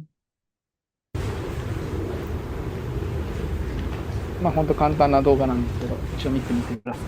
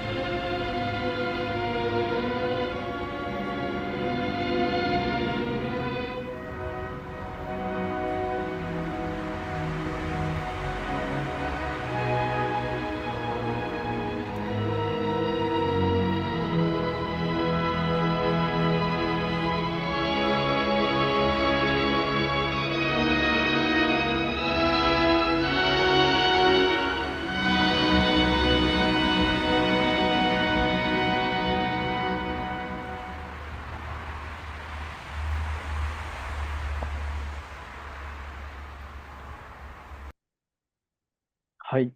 と簡単なものになりましたけど、これが SCP 技術と食研究会でフィードバックした後にマッピングしたものを再度、配置し直したものですね。これが、右側がいわゆる東で、左側が西。そういう横軸に対して、上と下っていうのは、下の方が深層領域、原始的、いわゆる宗教的なイコンとかを配置して、上の方はむしろそれらが応用されたものを映すようにしてます。まあ、どこかかなり僕らの中でも議論があって、いや、これ2次元とか3次元じゃ無理でしょって。N 次元じゃないとこれ絶対可視化できないよね、みたいなこともあったんですけど、まあ、もう無理くりなんとか配置したっていうものがこれになります。で、多くはこの真ん中にあるのが、縦列が各年度における、まあ、全体としては井筒俊彦が参加したエラノス会議で、その時に一緒に参加した人が並んでいます。で、周りに配置されているものも、井筒俊彦と関係があった人、まあ、つまりエラノス会議であった人の顔写真と、その人の主な講演テーマがバーって投げられているっていうところですね。これ一つ一つ見るとめっちゃ面白いんですけど、まあちょっとあれなんで、今回はこんぐらいで、YouTube で調べれば出てくるんで、ぜひ見ていただけたらなって思います。あとちなみになんですけど、これ下に行くと BGM にエラノスウェーブっていうのがあります。これをしますと、僕がそのスイスのアスコーナで録音してきたエラノスの波の音が聞こえます。残念ながら、今のスイスのアスコーナって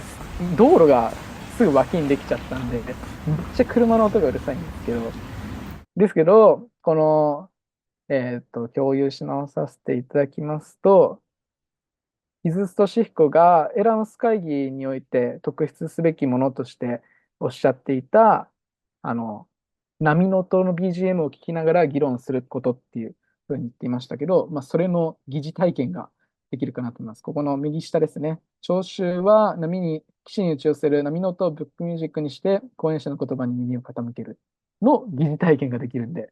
ぜひ興味があったら調べてみてください。はい。で、ようやくエラノス会議が終焉しました。これで上田静輝さん、河合駿さん、伊豆俊彦さんの、西田喜太郎読書会が裏でスタートしだすんですね。さて、これを得て伊豆俊彦が何を発見したかっていうと、実存の根が東洋にあったっていうふうに意識と本質の中で言います。エラノス会議を得て、まあ、やはり西洋に比較して、東洋っていうものはこういうものなんだっていうふうな自覚を得るわけですね。簡単にここの文章を読ませていただきます。青年時代、ヨーロッパの文学と哲学に感動し、その中に情熱的にのめり込んでいきながら、さりとて東洋的なるものの魅力をもう忘れきれず、結局、西と東の間を行きつ、戻りつつしながら揺れ動いてきたが、ようやく70に間近い今頃になって、自分の実存の根はやっぱり東洋にあったのだと、しみじみ感じるようになった。ふと気がついてみると、そんな自分を発見したのだ。それは私にとってまだ漠然として取り留めもない形ながら自分自身の内面に私の東洋を発見することでもあった。このように述べています。さて、井筒志彦、イランに行っちゃいます。慶應義塾大学の教授、とうとう井筒のために作った鳥かごも機能せず、やはり井筒俊彦は海外の方が活躍できると。そんなわけで、イランに行くわけですね。実際、井筒俊彦自身も言ってるわけですよね。確かに慶應義塾ってすごい僕にとって重要な場所だったけど、やっぱ海外めっちゃ手厚いわ、みたいなことを実際言っています。そんなわけで、最初っていうか、まあ、カナダの紛れ台で呼ばれていて、そのままテヘラン支部を作ることになったってことで、テヘランの方に行きます。で、実はこのテヘラン、まだ井筒俊彦文庫っていうのが残っているんですね。なので、マギル大学のテヘラン支部の人たちは今も研究をしていて、まあ、例えば先ほど紹介させていただいた井筒俊彦国際学会とかで、発表されていたりします。で、もう一つのイランを法律アカデミーっていうものがありまして、法律哲学アカデミーっていうものがありまして、マギル大学の後、井筒俊彦はこっちに移ります。で、こちらの方で、まあ、いわゆるイラン革命が起きるまで、在籍することになります。さて、まあ、これも大変悲しいのかな。いやー、複雑な話ではありますが、井筒俊彦はイラン革命が勃発するまで、テヘランにいたわけになります。で、この時に日航機によって、救出機が来て、テヘランを後にしてアテネ経由で日本に帰国します。それ以降はもうずっと日本が活躍する場所になっていたんですね。で、この王立アカデミー時代に、出版された本っていうのが、これですね。イブストシヒコの、このコミュニティにおいて非常に有名な、重要な本になると思うんですが、全仏教の哲学に向けて、この本はイラン王立哲学アカデミー時代に書かれた本になります。当時のその禅っていうものへの、なんだろうな、知的関心、世間の知的関心に、合わせて、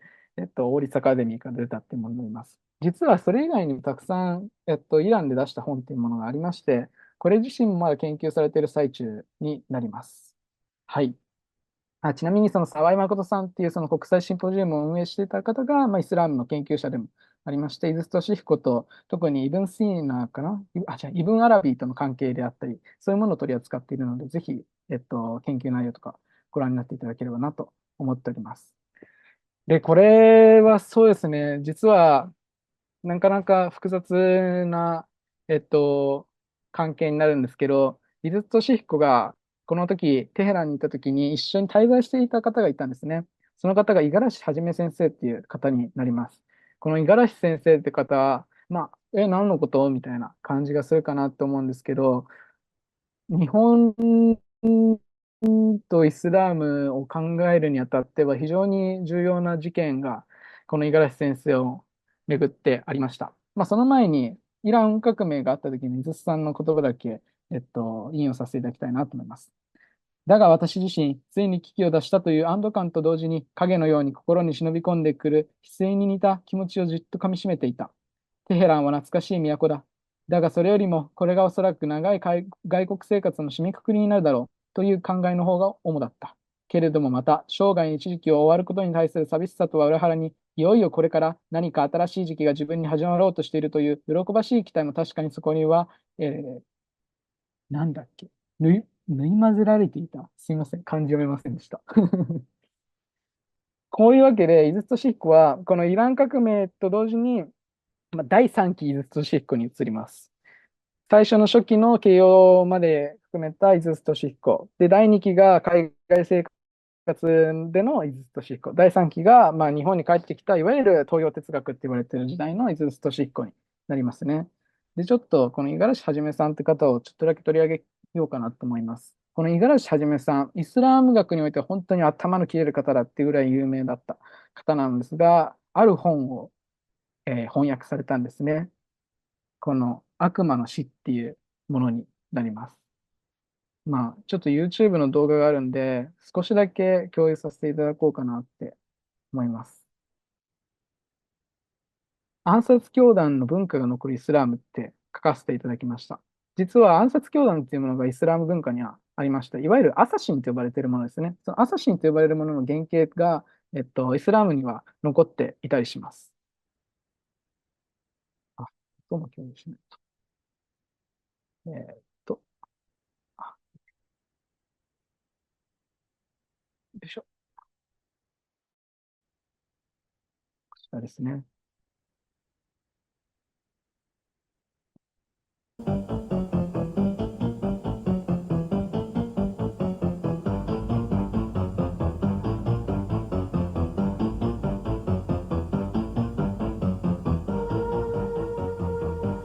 中東地域の紛争は基本的に、一つの大きな国の中での派閥争いのようなものなんであって、あまりよそからちょっかい出さない方がよろしいと、この2点さえ押さえておけばそれほど心配することはない。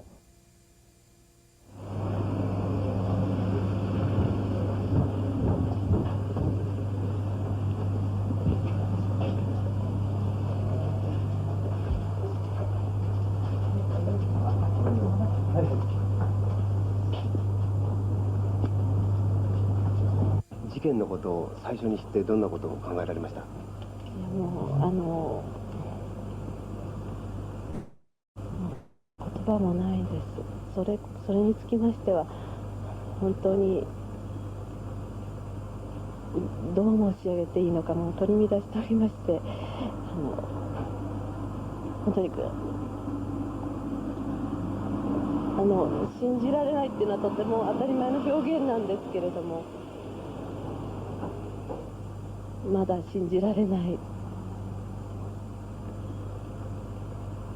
なるべく多くの方々に情報を寄せていただきたい。それが今の本当に偽らざる心境でございますの。とにかく犯人逮捕に協力していただければ、どんなことでも。ここ茨城県の筑波大学で中年の男性が刃物でめった刺しにされて殺されていたんです。亡くなったのはこの筑波大の助教授五十嵐仁さんでした。小説「悪魔の歌」は1988年イギリスで出版され、当時イランの最高指導者のホメイニ氏がこの小説の内容をイスラム教を冒涜するものとして激しく非難。著者と出版に関連したもの全てを処刑せよと世界中のイスラム教徒に指示を出したのだった。されてもう冷たくなっていたんです。死因は失血死。とにかく大変な出血で、ぐっしょりと血を吸ったジャケットはもう元の色がわからないほどでした。犯行が行われたのは11日の夜10時から12日の未明にかけてで、1階のドアっていうか、エレベーターのドアが開いたとはい。ころに、ちょっともう簡単にとどめときたいなと思うんですけど、ひとしさんでしたね。この悪魔の死っていうものが、当時のホメイニ政権に対して、不都合だったっていうか、この作品自体が当時からかなり問題視はされていたんですが、とうとう勢力っていうか、権力を持っているホメイニ自身がイスラム教徒に呼びかけるっていう形になったんですね。これを作った人を含め、翻訳者含めて殺害せよと。で、実はこれを、書いた著者本人は、暴行事件っていうか、大怪我を負って終わったんですけど、この五十嵐さんだけは日本において、しかも筑波大学と言われる非常に有名な大学のエレベーターの目の前でずっとめった刺しにされてしまうと。この当時含めて非常に大きな関心が日本中に巻き起こってました。つまりイスラーム含めてですけど、宗教っていうものがどれだけのエネルギーを持っていたかっていうのが大きな議論に上がってたんですね。で、この宗教っていうものをどうやって理解したらいいんだろうって時に、水津俊彦っていうものが注目されていたっていう背景もあったりします。で、この暗殺教団ってあえて言ったのは、このコスモスとアンチコスモスの中に実際にイスマイル派の暗殺教団っていうものが章としてあるんで、じゃあイスラムにおける暗殺とはどういうものなんだろうって学んでみるのは非常に良いかなって思います。ここで伝えたかったのは、宗教っていうものが、単に何かの意味秩序を持っているだけの、信仰形態ではなくて、むしろ政治とか日常生活にまで大きな力を持ってくる時があるということだけお伝えできたらなと思って取り上げさせていただきました。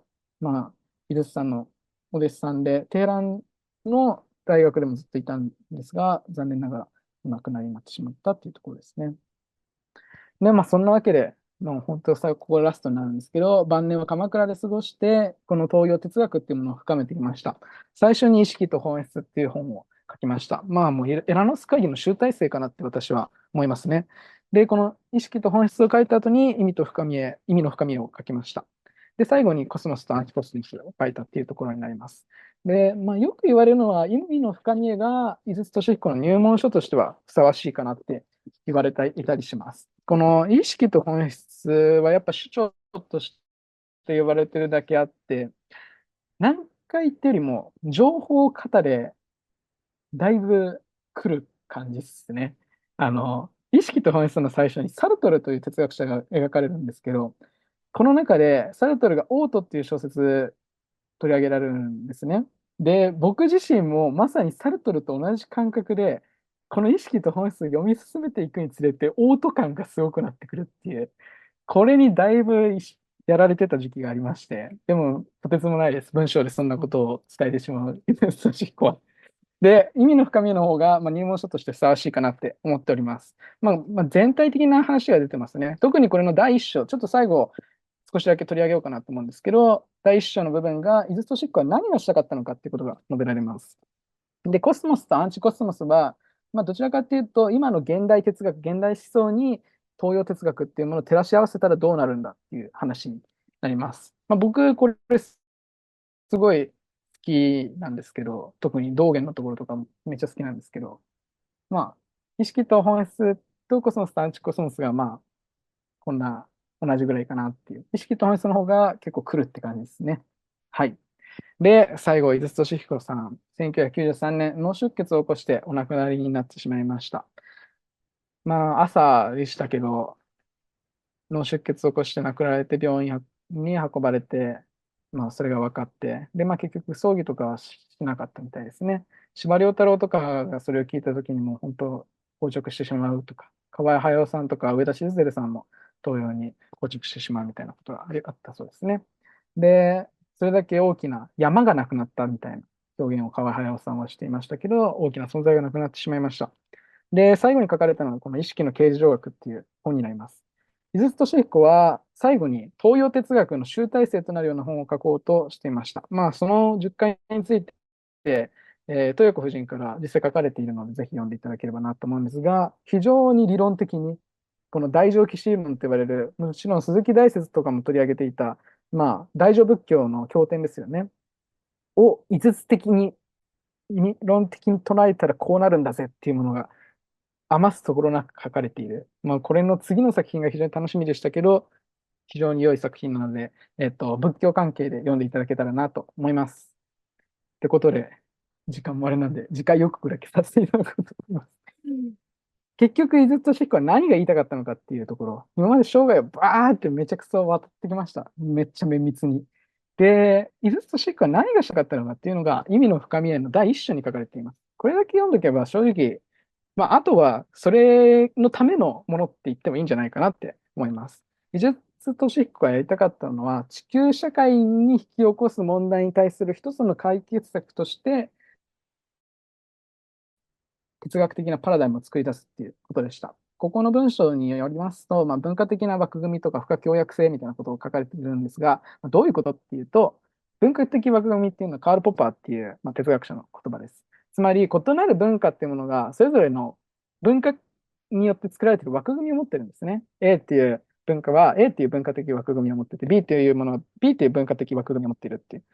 枠組みは違うから、コミュニケーションを取ろうとしても対立ばっかしてしまう。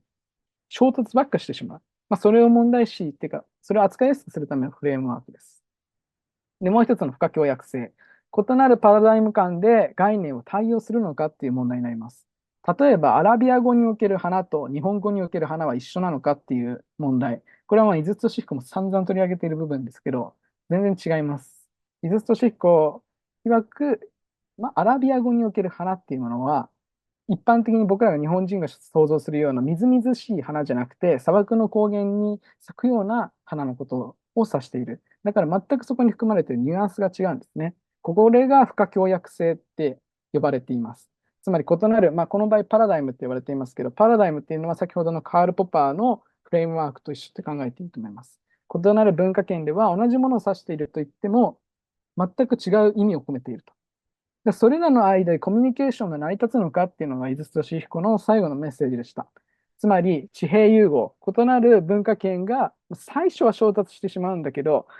それからさらに工事の枠組みを作ることによって、地球社会哲学っていうものへ向かっていこうではないかっていう、そのための作業として彼は、東洋哲学っていうものを構想したっていうところですね。